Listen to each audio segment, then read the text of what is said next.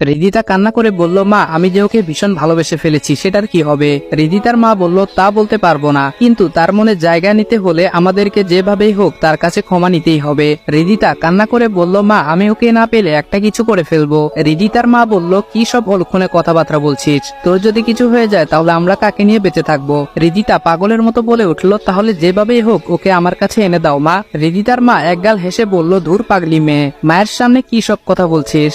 রিদিতা কিছুটা রেগে বলল, মা তুমি হাসছো? রিদিতার মা হাসি চেপে বলল, না থাক, আর হাসবো না। রিদিতা জিজ্ঞাসা দৃষ্টিতে বলল, তার মানে তুমি আমার কথা সিরিয়াসলি নাওনি তাই তো? রিদিতার মা একটু হেসে বলল, আমার মেয়ে যেহেতু বলছে তো জামাই বানালে রনিকেই বানাবো, এবার খুশি তো? রিদিতা অনেকটা খুশি হয়ে বলল, মা সত্যি বলছো? রিদিতার মা বলল, হ্যাঁ রে মা, সত্যি বলছি। তার আগে তোর আব্বুকে আর তোর মামুকে বলতে হবে। রিদিতা তার মাকে জড়িয়ে ধরে বলে উঠলো, আমার বেস্ট মা। অপরদিকে যাদের দেখলে মাথায় রক্ত উঠে যায়, তাদের সঙ্গে যে এভাবে দেখা হয়ে যাবে সেটা দুঃস্বপ্নেও কল্পনা করিনি। কিন্তু রিদিতা আমাকে জড়িয়ে ধরলো কেন? ও নিশ্চয়ই আমাকে ভালোবেসে ফেলেছে। কথায় আছে না, দূরত্বে ভালোবাসা বাড়ে, সেই কাহিনী হয়েছে রিদিতার। আগে তো তার পিছনে সবসময় লেগে থাকতাম, তখন তো আমাকে ভালোবাসেনি।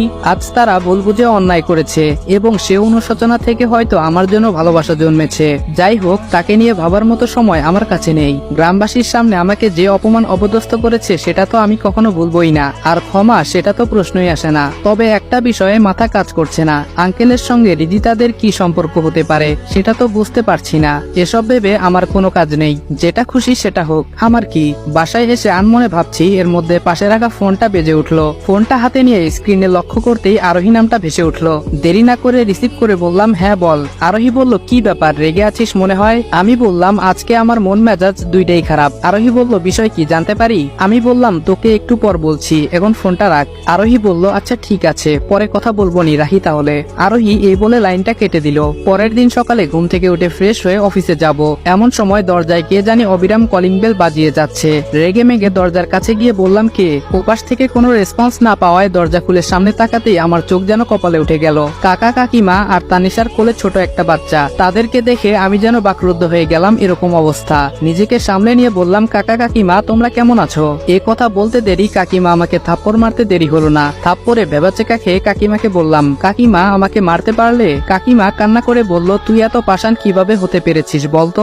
ওইদিকে আমি দিনরাত কান্নাকাটি করে মরে যাচ্ছি, আর তুই এদিকে আমাদের কথা ভুলেই গেছিস, কখনো ফোনটাও দিতি না। তোর কেন এত জিদ বলতো?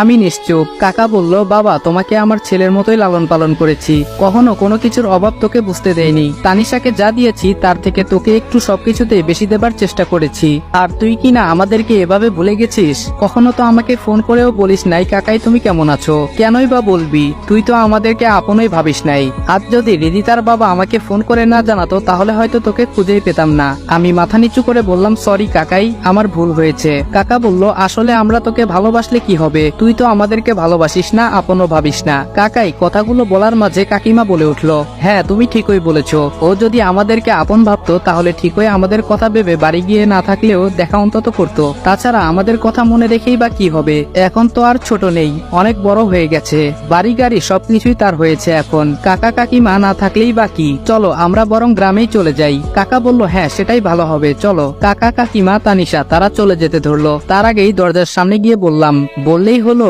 আমার বাবা মাকে এত সহজ